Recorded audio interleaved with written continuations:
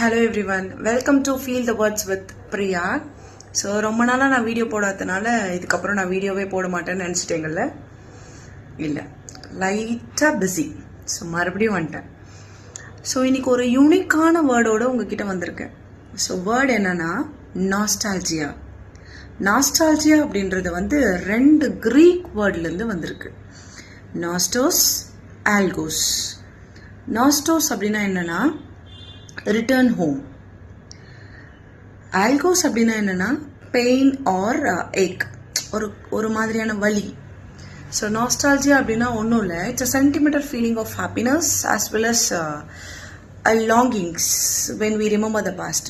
So நம்ம பழைய நினைவுகள்லாம் நினச்சி பார்க்கும்போது நம்மளுக்கு ஹாப்பினஸ் கூடவே ஒரு அந்த ஏக்கம் கலந்த ஒரு ஃபீல் வரும் இல்லையா, அதுக்கு பேர் தான் நாஸ்டால்ஜியா.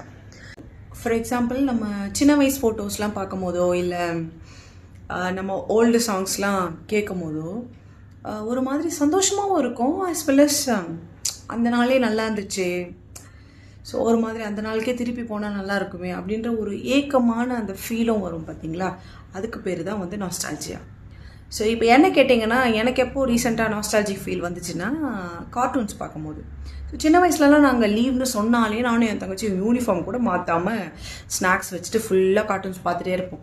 மோட்டு பத்லு, ஹட்டோரி, சின்சான், டோரா புஜின்னு அப்படியே தொடர்ந்து பார்த்துட்டே இருப்போம். ஸோ இப்போ நாங்கள் கார்ட்டூன்ஸ் பார்க்கும்போது எங்களுக்கு சந்தோஷமாகவும் இருக்குது, ஆஸ் வெல் அஸ் அந்த டேஸ்லாம் ஞாபகம் வருது.